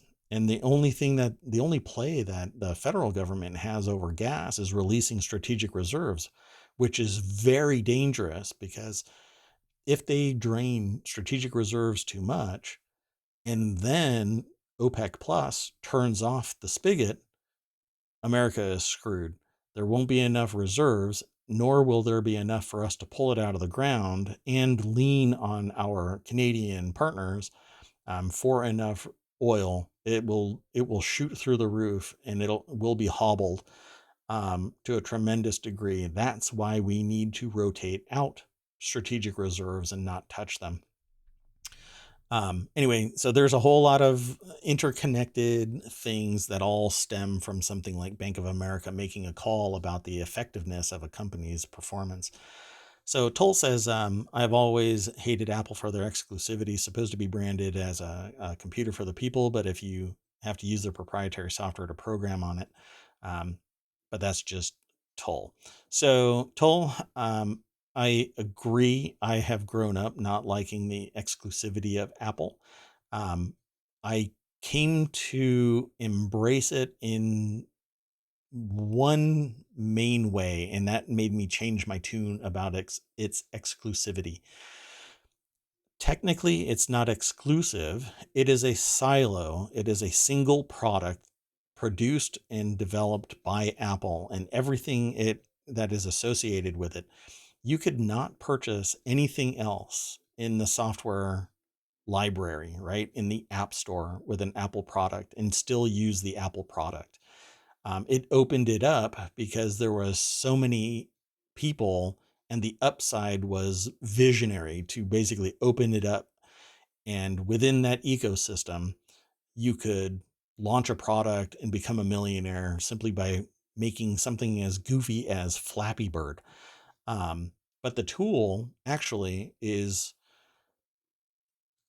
you could buy a $500 Mac Mini, right? Desktop computer, 27-inch monitor, buy a couple of them so that you can have work on one thing and instruction on the other, and you could start developing an app and sell it on the App Store for $99 on top of that $499 desktop. That's how easy it is. You try and buy a PC and you're looking at $1,200 for that same computing power. If you can even get a hold of it nowadays without paying $1,600 to $1,800. An $1,800 computer that I could purchase 3 years ago is now $2,500 because of supply issues. But the Mac Mini is still $500. So proprietary hardware and peripherals are annoying. Yep, I agree. It is a silo in terms of the equipment. But ultimately, you can develop for both Android and Apple. Well, the phone and the iPad and stuff like that.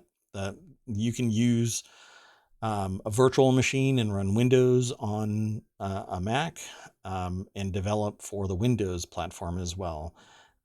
There are definitely means to develop cheaper than a PC. So, but I totally understand. I really do. So the problem with the American oil industry is that we don't refine our own stuff. Yeah, not anymore. We used to, but now it's cheaper to send it somewhere else, have it processed and sent back. And we guard it. We guard that technology in other countries. It's American technology. Proprietary hardware for Apple and peripherals are annoying. Yep, I agree. But they will not break that silo, because back in the 80s they did that, and it was a horrible experience. Customers hated Apple because it was such a horrible experience. Yeah, and oil is finite, poisonous resource. Yep. Yeah, we'll end up talking about things like EVs. I have a whole thing called Four Wheel Tech, where I want to talk about technology in the vehicle space. Yeah, I mean, yep. Cheaper. So ironically, this fits in both conversations. It's cheaper, but is it better? Um, well, I mean, I run a little of everything. I've got Android devices, I've got iOS devices, I've got Mac. I've got 4 Mac Minis sitting over there. I've got 3 PCs under me. got a server in the basement because of what I do. I work with a lot of technology. But you know, I have to say, developing in uh, any platform with the right tools means that you have the potential of deciding your own fate, and not having to worry about some boss somewhere saying that you've got enough hours. And so I will promote any means for an entrepreneurial spirit to hit its stride. And if that means Apple, because that's what they are capable of, because of that's what they have at their disposal, then so be it. Um, I think the M1 processor and M2 that's riding on its heels, and the upper levels of the M2 Ultra are hands down a superior product to standard consumer grade PCs. There isn't anything, in my opinion, better than the M2 within its ecosystem, right? Um, Only because, like, comparison to comparison, the same tool is more efficient on the Mac than it is on the PC.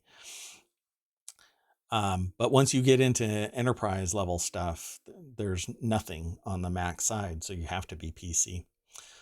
Um, and Yeah, if y'all, if anybody comes into the chat right now, they're going to be all kinds of confused because we got like 3 conversations going on. Maybe we should just throw a little bit of that OnlyFans and some more religion in this, and we could pretty much make people's heads explode. Um, but keep talking, please. No, y'all are awesome. Okay, so get this. 38 or $35 billion profits get converted into launching a whole slew of products over at Amazon. Amazon's first self-branded TVs. They've got a bunch of other stuff. Actually, I think there are religious like TikToks and religious OnlyFans and all kinds of stuff. There's a person that's on Pornhub that does all this really like uh,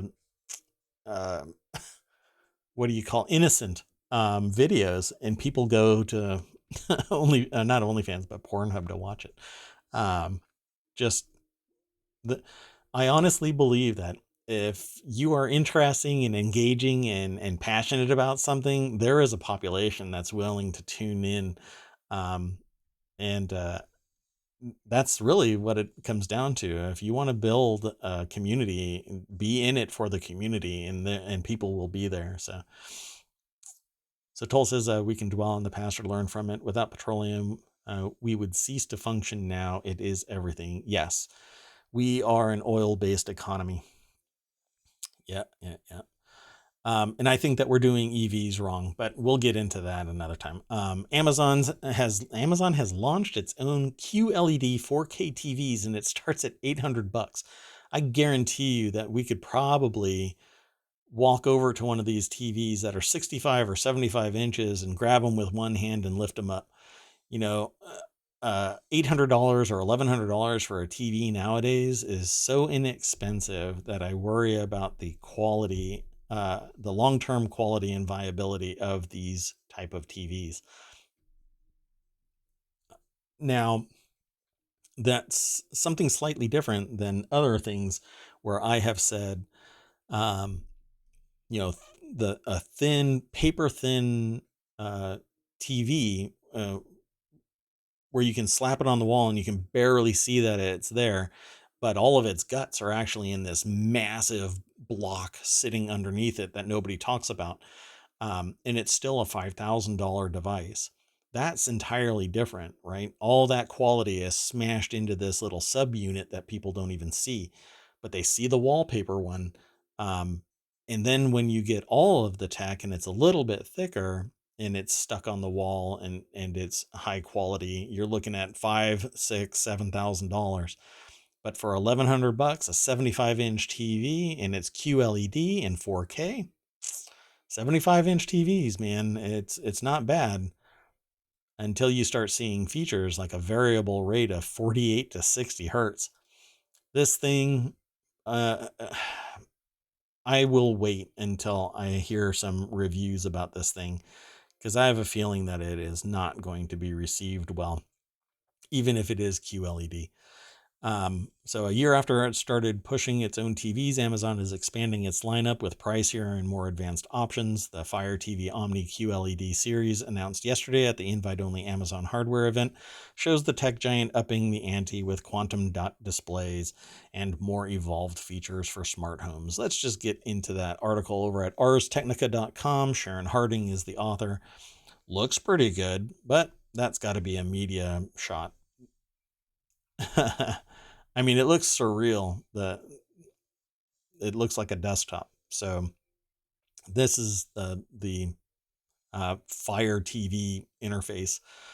So it's a smart TV. It has Alexa widgets displayed on it in this picture. If you're not looking at it since you might be listening to the podcast, I can guarantee you that people are going to dig into this thing and push the limits of it and find out that it's probably going to be pretty weak. But I will wait. My bias is real only because a 75-inch, $1,100 TV, as much as I want to buy it, literally, I'll hold off. Even judgment, really. When I'm snarky about this kind of stuff, it's only because it's a coping mechanism that I'm not being sent a free version of it for me to evaluate so that I can talk about it live on the show. So let's see. Wait a second. I thought this was supposed to be a nun reading scripture. Oh, that kind of reading. I don't know, man. I tease people about wearing a gold thong when I stream. The shirt is just a distraction. Let's see. You want to start a climate argument now? You agree the climate is changing, but you think that there's more astronomy involved than geology. I agree. Ever since we shot a dart at an asteroid, circling an asteroid out in the middle of space, 4 million miles away, I believe that, I don't know. I can't keep that going right now. Have you ever been to a landfill? Even a small community? Even for a small community? Yeah. I am somewhat in a small community. I've been to its landfill. It is endless. It's also ceaseless. It's constantly going. Ice Age ended thousands of years before the first Cro-Magnon fossils were carbon dated, so the ice didn't melt because of factories. Circle back to the blink of time that Homo sapiens have existed. Interesting. We'll have more talk about that. But today, how do you feel about how do you feel about this? How many TVs do you think this year are going to get thrown into the landfill because somebody's going to upgrade their old 40-inch QLED from Amazon and get a 75-inch? And it's not going to get donated to some organization that will provide it to somebody that needs it. Although there's organizations that take products that you donate it to them, but then they sell them to other people who buy them for money. And then those organizations use that money because there's a greater return on investment than outfitting somebody's, small apartment that was funded by some other organization so that somebody isn't homeless. They don't just give them a TV. They go, here's some money, or here's a service or something as support. I don't know. You got me talking about something else already. I'm so easily distracted, folks. But that's what associated thinking is. So prosperous countries clean their own poo water and make it usable again because they can afford to make their environment cleaner, except China, because they say F all you. Yeah, actually, their statement was everybody else had their industrial period. It's our turn now. But it's really an industrial period by proxy. everybody sends manufacturing to them because the quality of oversight is dramatically lower because, again, like you said, they don't care if the environment is completely dysfunctional at the end of their industrial period. Those cleaning methods are becoming less and less effective. Yeah. Yeah, because, cleaning dirty water with dirty water doesn't make the water cleaner. You're just recycling poo water at some point. Then you have to spend energy to clean the bad stuff out of the water to make it clean. But we do have the technology to facilitate that as long as we, do it. But if there's no profit in it, then companies that have the means to do that don't do it. So the next article is over in the Daily News Show. I don't think I've been throwing these in the chat. Y'all have been distracting me with great conversation. So there's the link to the TVs. Here's the link to the stock trading ban, which I'm not gonna jump on the soapbox for this one because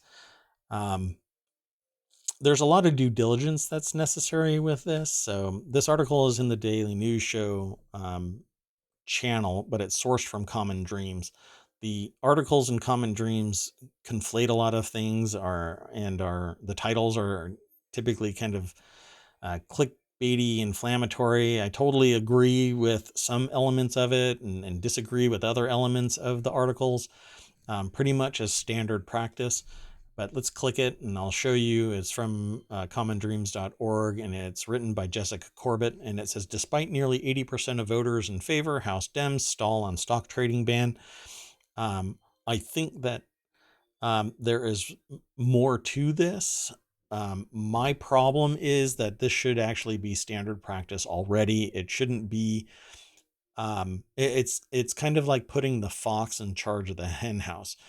None of these people should be able to work on committees and make decisions about the future of the nation while they are trading off of the information that is provided in secret. Not everybody has the ability to get this full knowledge. And even I can't tell you how often I see trading changes taking place and then it gets announced that something is going on with a company. And I see it happening 2 days, a week in advance. Sometimes there's a fit or a start 2 weeks prior, and then suddenly the fit hits the shan. Nobody knows when something is going to happen. Yet there are some people that are trading well outside the norm of the crapshoot that is supposed to be the stock market. And I know full well that there are people that have insider information that are discussing it in the middle of a bar somewhere. And those people do trade on it. They trade on their insider information, but they aren't the ones that are going to be pinged for insider trading because they didn't pop up on somebody's radar, but they did make a massive amount of profit or mitigate their losses greatly. Meanwhile, the every other day Joes that are doing trading via Robinhood or whatever else are losing their shirt. So Toll says, no, and my tinfoil hat theory is that nature never intended for a single species to spread across the globe like humans have. Yeah, we're kind of like locusts. And who knows? There's theories out there that most of humanity was wiped out and restarted. So why is Congress so interested in a billionaire that gets into office but ignores the Congress people that become billionaires? I have a hard time quoting Rush Limbaugh, but you did, and I did just now. So, yeah, my problem, and most of the people that talk about this kind of stuff are already filthy rich. And it really is most of these people. And I challenge anyone to tell me of a billionaire that is self-made, doesn't make it from their family, right? Generational wealth, um, doesn't and made it ethically. You'll never find a billionaire that made their money ethically. If you're making in the tune of hundreds of millions of dollars, you're not making that money. I hesitate to say absolutely all of it ethically. Some of it might be, but I certainly believe that it is near impossible to make yourself filthy rich without um, flexible ethics and morals. So sometimes it's hard, but the man was the voice of conservatism for decades for a reason, and definitely not for his good looks, right? Yeah, well, I mean, he said and did a lot of things that really irritated a lot of people, and I certainly don't agree with his opinion on a lot of things. And but when somebody says something that's right, it's right, and but I will always qualify it that I didn't like Rush Limbaugh. So why is Congress interested in a billionaire that gets into office but ignores the Congress people that become billionaires? I have no idea. It's because, well, I do have one idea, and it's something that I've said about capitalism and profiteering and really wealth generation in general. Nobody's going to buck the system because we are all one brass ring away from stepping on the next person's throat to get ahead. And you won't buck the system. You won't fight that system mainly because of that motive. You have the ability to become filthy rich if you have, you know, questionable ethics and moral compass. Now, when I'm talking about being rich, you and I and others have disparate perspectives as to what makes us filthy rich, right? $2 million right now is what is required to call yourself rich in the United States. Actually, $2.5 million is what would make you rich. Yet we have people that are billionaires, wherein they can buy a yacht that is 200 times more expensive for that one item than what would make a person on average considered rich in the United States.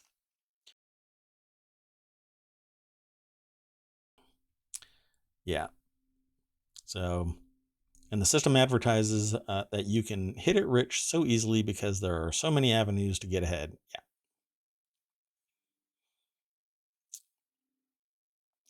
Toll, it's on the screen. I'm not going to say it out loud. But I get what you're saying. Yeah. Depending on your perception, you are rich today, depending on how you feel. Compared to others, you are absolutely filthy rich right now. Um, Compared to other nations, you are absolutely, without a doubt, richer than 99% of the population.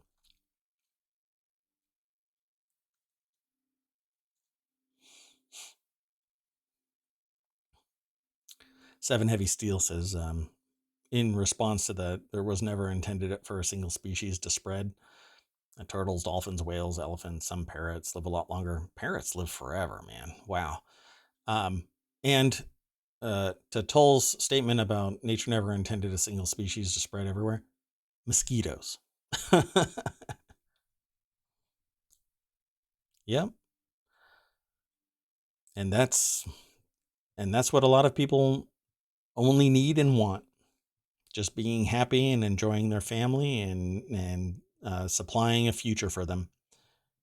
But there's a lot of sociopathic people out there that don't rest with that. They want well beyond that, and they're willing to stop you from being happy to get that. Um, and it comes in all kinds of forms, shapes, and sizes of what it is that somebody else wants, that they will stop you from being happy because you're happy in a slightly different way than what they call allowed to be happy.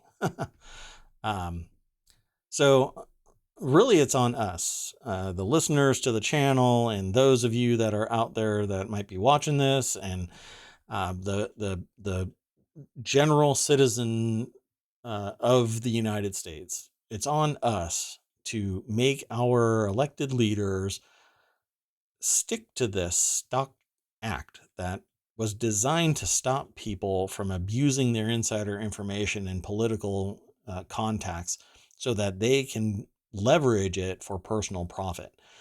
So every member, every civil servant in the federal government is prohibited from benefiting from their position, and they have oversight upon oversight upon oversight to stop them from trading on their stock information, because there are countless people within the federal government receive insider information because they know what contracts are being undertaken. They know what the needs are of the military. They know the machinations that are taking place in the government, and they can trade on it. But if they don't declare what they trade, even so much as more than $1,000, they have to declare it. If they make more money, the federal government can take action. Meanwhile, Congress critters have the ability to act and make millions. It wasn't Common Dreams, but I think it was Insider did an analysis of the Pelosi's, and all of their wealth is basically from stock trades, tech-based stock trades, mind you. Now, there's a complete misperception about the last stock trade from Mr. Pelosi. That was actually traded at a loss and was actually set into motion prior to the actions that were revealed by Congress as a technology supplemental bill to bring manufacturing back into the United States. But there's more on that if so motivated to talk about it another time. But really, our Congress critters are making a tremendous amount of money, and it shouldn't be allowed. I think that it shouldn't be allowed. And what I don't want is all of the controls to be removed. Like some people have said to me, well, if you want to stop them, why not be more free and let everybody deal on it? Well, no, because it's abusive, because you and I don't have that insider information. We don't have what's called whole information. And which means that we aren't at the same level of information so that we can exploit that information. And some are, some aren't, but it's the ones that are already rich and politically connected that are going to benefit from this insider information, and nobody should be able to benefit. There's a whole lot more to this, but it's we're running really late. Yeah, it's 8 o'clock here on the East Coast. So just to play catch up real quick, the next article is in the Mobile channel, and it's mortgage rates here in the States have hit 7%. Housing prices are expected to fall. The average 30-year mortgage now is eclipsing 7%. That basically means that most people are priced out of the mortgage market. You're going to need a tremendous amount of money to lower that rate down to something that is manageable as a monthly payment. So let's take, I don't know, I hesitate to say average pricing. If you were to spend $700,000 on a house, let's just say $700,000, you would probably have to pay out close to, with everything, property taxes and everything else associated with it, now at 7%, you would probably have to shell out close to $8,000 a month as a mortgage to own a house and have somewhere around 20% down. It is a tremendous rate to try and enter, and I don't think that this is even close to where it's going to be. I think we're going to end up somewhere around the 9 to 10% by the end of all of this. Um, and and I don't think that the price of houses are going to decline. What's going to happen is people are going to basically say, well, I'm here. I'm staying in this house. Building will stall before house prices drop. And right now, builders are still building. So the article actually says here, still price cuts are coming. Real estate agents and analysts said, especially in markets that saw some of the most frenetic surges in pricing, you might see some prices dropping, but if it happens in California or Los Angeles or San Francisco, it's going to be meaningless to most people because they can't afford to live there anyway. People are leaving these high stakes states and moving to others simply because we now have the technology that we can work from anywhere and live anywhere else. So why stick in a state where it's costing the the combined wealth of a 5-person family all working constantly just to pay the mortgage? It's wildly out of line with the average wealth of a person. What's going to end up happening is really rich people are going to be buying these homes and not necessarily living in it. They'll rent them out at exorbitant pricing until the prices fall a little bit more, and then they might sell them and recoup their costs. Lastly, the last article for today is open source consent-o-matic tool. Lets anyone automatically stop websites from tracking them. If you value your privacy, I'm sorry, I'm looking at something in chat. 5 birds over 80. How many humans over 100? 2. Wait, did you just throw me under the bus, Toll? I am not 110. I feel that way when I wake up in the morning, but I am not 110. I'm 100 like y'all. Just stop. It's rude. Despite being 4 years since Europe's GDPR, which I think that the United States and us citizens need to demand we get the GDPR data protection and privacy laws here in the States, the right to be forgotten. If I break up with somebody, when I was younger and I broke up with somebody, there was a reason why I broke up with that person. I got my stuff and I left. I was not interested in having a long-term relationship with somebody that I didn't get along with in a relationship.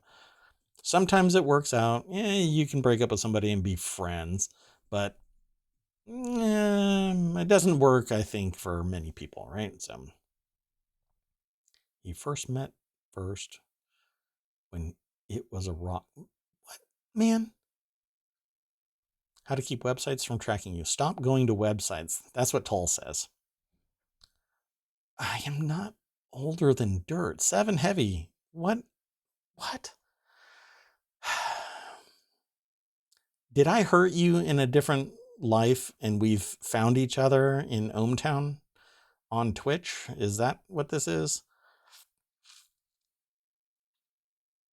Man, that's just wrong. First met dirt when it was a rock.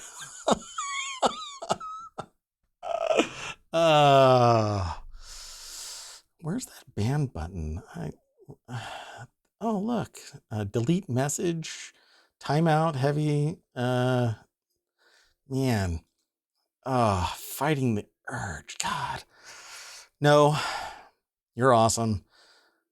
I'll just end my stream after this. How about that? That's how this works. Yes. Save it for an earlier part when the pain and suffering that I experience is going to last for a longer period, because this is the last article. But I am going to jump on the soapbox for a moment because I want us to have the right to be forgotten. And I want everybody that hears my voice to go out and demand that. If I break up with a website, with a service or anything, I want my data frozen, thrown into deep archive, and never touched, never sold, never processed. My relationship with the business is done. You have the right to be forgotten? By me? Yeah, I could probably hit myself in the head with a brick and I'll forget. Nobody really likes being tracked around the web, but rejecting cookies on a pop-up window every time you're presented with the option can be exhausting. Now there's a tool that'll do it for you automatically, and it's called Consent-O-Matic. I'm going to click that link, take us over to Vice, and it's in their segment called Tech by Vice. And Edward Anguiso Jr. wrote this article, and you can go and check out Consent-O-Matic. Just do a search. Consent-O-Matic. Cookie pop-ups are designed to be confusing, and you're going to agree to be tracked. The team's Chrome extension summary reads, this add-on automatically answers consent pop-ups for you, so you can't be manipulated. Set your preferences once and let the technology do the rest. Consent-O-Matic is an extension for your browser. Go and get it. You can also get an ad blocker. But then the websites that you go to that are tracking you won't make any money off of your traffic. So really, you should just let them. You know why you forgot? Because 7 Heavy's slam on me was supposed to be pointed at you. Oh no. Oh gosh. Where's that end stream button? I'm going to have to go. Oh no. Toll. Remember, I have a smaller car. You're driving a truck. Please don't run me over for that. Please? Okay, so now I'm scared, and I am going to say goodnight to you all. Thanks for coming and hanging out with me. I really appreciate the conversation. Y'all are awesome. This has been ohmTown.com's ohmTown Daily News Show. I am Mayor Watt. Please come back and see me tomorrow. Oh, no. Toll hasn't said anything since I made that joke, and the silent treatment on the internet is worse than in person, because I feel eyes on me now. And I see the word soon just appearing. I hope that Toll's out walking his puppy again. Oh no. I am going to have to end the stream though.